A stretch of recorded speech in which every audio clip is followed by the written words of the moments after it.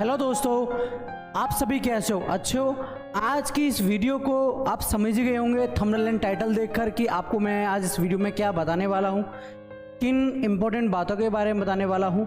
जुलाई से हिंदी की तैयारी कैसे करें। देखो, आप और हम अब तक जो भी करते आ रहे थे वो अब हमको छोड़ना पड़ेगा। क्यों?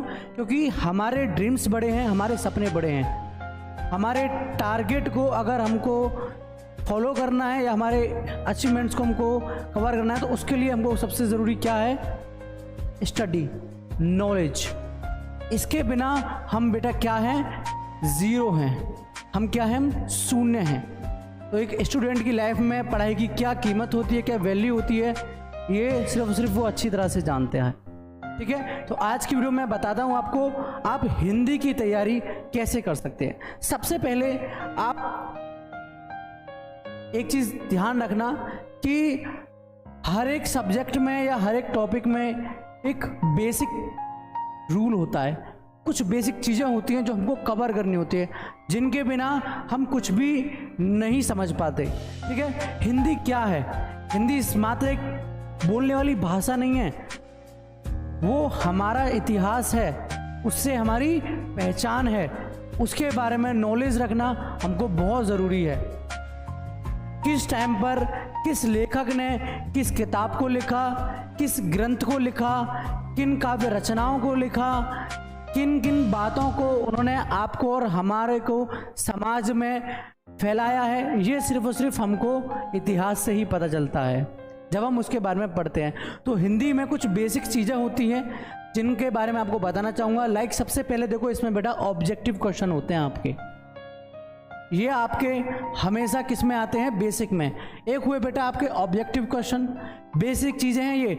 एक हुए आपके बेटा इसमें जीवन परिचय, या फिर हम कहें तो साहित्यिक परिचय। ठीक है, ये हमेशा हमारे बेसिक में आते हैं, क्योंकि ये वो चीज़ें होती हैं। एक बार को हमसे कोई बहादुर पंचलाइट कहानी नहीं पूछेगा, खंड काव्य के बारे में नहीं पूछेगा, हिंदी में ये टॉपिक होते हैं ना। एक बार को हमसे संस्कृत के बारे में नहीं पूछेगा कोई, लेकिन किन चीज़ों के बारे में पूछेगा कि ऑब्जेक्टिव क्वेश्चन में क्या होता है, ये बताइए कि जो आप भारत दूरदशा है वो किसकी रचना है ना। आपको नहीं पता तो आप आंसर गलत दोगे कि हरिशंकर प्रसाद की है, हजारी प्रसाद द्विवेदी की है, लेकिन आपको तो पता ही नहीं है कि वो किसकी रचना है ना। तो आपसे वो लोग पूछे कि पहला नाटक कौन सा है, आप कहोगे कि पहला नाटक सरप्पा है या फिर कोई अदरवाइज कर दोगे, लेकिन आपको तो ये पता ही नहीं है कि पहला नाटक नहुस है। तो ये चीज़ें बेसिक होती हैं, इनके बारे में जानना बहुत ज़रूरी होता है। ठीक है, जीवन परिचय, साहित्यिक परिचय। अच्छा ये बताओ, एपीजे अब्दुल कलाम का, महादेवी वर्मा का साहित्यिक परिचय बताओ, जीवन परिचय बताओ, ये क्या बेसिक चीज़ें हैं। बेसिक चीज़ों में अगर मैं बात करूं तो देखो, मुहावरे भी आपके इसमें बेसिक होते हैं। ठीक है, संधि विच्छेद आपके बेसिक होते हैं। ये चीज़ें बड़ी पूछी जाती हैं एक कॉमन लाइफ में। ठीक है, तो इन चीज़ों पर विशेष करके ध्यान दो, जो कि बेसिक चीज़ें हैं। बेसिक चीज़ों को पहले कवर करो, जिससे कि आपकी एग्जामिनर के सामने एक अच्छी इमेज बन जाए। कोई बाहर वाला ना पूछे, कोई मैटर नहीं करता, लेकिन एग्जामिनर भी सबसे पहले यही पूछता है, अच्छा ये बताओ पहले ऑब्जेक्टिव उसका आंसर क्या है, चलो तुम साहित्यिक परिचय बता दो। एग्जामिनर या आपके जो टीचर होते हैं वो यही चीज़ पूछते हैं। ठीक है, तो पहले बेसिक चीज़ें क्लियर करो जो लाइटली होती हैं। इसके बाद में जो सबसे अहम ज़रूरी चीज़ होती है, दूसरे पॉइंट में अगर बात करूं तो बेटा वो होती है आपकी हैंड राइटिंग।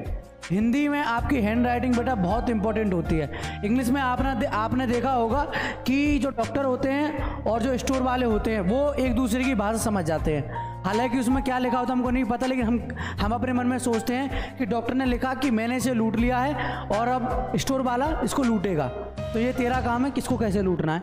तो ये लिखते हैं वो लोग, हमको नहीं समझ में आती। तो इंग्लिश अगर हम कैसे भी लिख देंगे वो थोड़ी बहुत एडजस्ट हो जाती है, उसमें मीनिंग के प्रति ध्यान नहीं दिया जाता। लेकिन हिंदी में हमको बेटा एक एक बिंदु का, है ना, एक एक मात्रा का विशेष करके ध्यान देना होता है। ठीक है, मात्राओं के ऊपर भी बेटा हिंदी में नंबर काटे जाते हैं, याद रखना, मात्राओं के भी ऊपर नंबर कट होते हैं। तो सबसे पहले अपनी हैंड राइटिंग पर वर्क करना है। आपको याद रखना, हैंड राइटिंग आपकी जितनी ज़्यादा अच्छी होगी, सुंदर होगी, प्यारी होगी, आपके लिए उतना ही ज़्यादा अच्छा रहेगा, यानी कि गुड रहेगा। इसके बाद अगर मैं इसमें तीसरे पॉइंट की बात करूं, ठीक है, आई होप आप लोग सभी यहाँ तक समझ पा रहे होंगे। देखो आप भी जानते हो अच्छी तरह से कि आपकी लाइफ में क्या चीज़ ज़रूरी है क्या नहीं है, और जुलाई का टाइम आ चुका है, आपके पास समय कम है स्टडी करने के लिए। तो देखो आप हमारा रैंकर बैच ज्वाइन कर सकते हो, ठीक है। तीसरा पॉइंट ये नहीं है, ये रैंकर बैच है, ठीक है। आप रैंकर बैच ज्वाइन कर सकते हो। इससे पहले भी मैंने इसका स्लाइड पीछे लगाया था, आप देख सकते हैं, ठीक है। रैंकर बैच की फ़ी बेटा मात्र 1499 रुपये, आपको बता दूं। इसमें बेटा आपको ऑल सब्जेक्ट की तैयारी कराई जाती है, चाहे वो आपका हिंदी हो जिसे मैं आपको बता रहा हूँ, चाहे आपकी इंग्लिश हो या फिर फिजिक्स हो या फिर केमिस्ट्री हो या फिर मैथ हो या फिर आपका इसके साथ बायोलॉजी हो, ठीक है। ये 6 के 6 सब्जेक्ट आपको कंप्लीट कराए जाते हैं जब तक कि आपके बोर्ड एग्जाम कंप्लीट नहीं होते। पहला आपको देखो इसको लाइव क्लासेस दी जाती हैं, उसके साथ में आपको नोट्स एंड पीडीएफ दिए जाते हैं। ये आपके अक्टूबर तक वर्क करेंगे। अक्टूबर नवंबर में हम कोर्स कंप्लीट करा दें लाइव क्लासेस के द्वारा। उसके बाद हम आपको 3 साल के पीवाईपी यानी कि प्रीवियस पेपर प्रोवाइड कराते हैं, जो कि आपको एग्जाम में बहुत इंपॉर्टेंट होते हैं। क्यों? क्योंकि किसी महान इंसान ने कहा कि अगर आप 3 साल के प्रीवियस पेपर तैयार कर लो तो आपका 80% जो पेपर है वो वहीं सॉल्व होता है, आपका 80% सिलेबस आपका कवर हो जाता है। एक बार मैं आपको हिंदी का पेपर दिखाता हूँ, ठीक है। वो भी ज़रूरी होता है क्योंकि आपको समझना बहुत ज़रूरी है, ठीक है। इस चीज़ का भी ध्यान दें। चलिए, ये मिल गया हिंदी का पेपर। देखो आप देख सकते हो यहाँ हिंदी का पेपर काफ़ी बड़ा आता है। इस तरीके से देखो आपका हिंदी का पेपर आता है, ये पिछले साल का ही पेपर है। इस तरीके के प्रीवियस पेपर आपको ढूंढने पड़ेंगे, लेकिन 3 साल के प्रीवियस पेपर हम आपको खुद प्रोवाइड कराएंगे, ठीक है। बाकी इस बैच की अधिक जानकारी के लिए आप एक बार 90 58 70 43 81 9058704381 इस नंबर पर आप हमको कॉल या व्हाट्सएप मैसेज कर इस बैच की पूरी जानकारी आप हासिल कर सकते हो, ले सकते हो। डेमो नोट्स, डेमो क्लासेस, वो सभी आपको जब आप व्हाट्सएप मैसेज करोगे तो आपको मिल जाएंगी, ठीक है। इसके बाद में जो आपका तीसरा पॉइंट है वो सबसे जरूरी है। जितने भी आपके लॉन्ग टॉपिक होते हैं, आपने देखा होगा कि आपके बहुत सारे लॉन्ग टॉपिक्स होते हैं हिंदी में भी, लाइक कहानी है, ठीक है, और आपका खंड काव्य है। ये काफ़ी लॉन्ग टॉपिक होते हैं। कहानी में तो आप बेटा सीधा सीधा लिख दोगे, कोई बात नहीं है, लेकिन खंड काव्य में हेडिंग्स का प्रयोग किया करो, ठीक है। लॉन्ग टॉपिक में आप हमेशा हेडिंग का प्रयोग किया करो। खंड काव्य हुआ, ठीक है, और इसमें आपका एक और हुआ मोस्ट इंपॉर्टेंट है वो तो भाई आपका निबंध, जो कि 9 नंबर का आता है। इसमें भी आपको हेडिंग्स का प्रयोग करना है, यानी कि जितने भी आप लॉन्ग टॉपिक लिखो हिंदी में या फिर किसी अदर सब्जेक्ट में, लॉन्ग क्वेश्चंस को लिखोगे, आंसर दोगे आप, तो उनमें हेडलाइन का प्रयोग करो। ये आपके लिए सबसे ज़्यादा ज़रूरी रहते हैं, सबसे ज़्यादा इम्पोर्टेंट होते हैं। और इन सबसे बढ़कर एक इम्पोर्टेंट चीज़, ठीक है, ये चौथा पॉइंट है और ये सबसे ज़्यादा इम्पोर्टेंट और ये लास्ट पॉइंट है इसमें। हिंदी में बेटा रटने से काम नहीं चलेगा। कुछ महान लोग आपको कहेंगे कि रटना स्टार्ट कर दो, रटने से हिंदी में काम हो जाता है। नहीं होता बेटा। लास्ट टाइम पर हिंदी में कहीं की ईंट कहीं का रोड़ा, भानुमती ने कुनबा जोड़ा।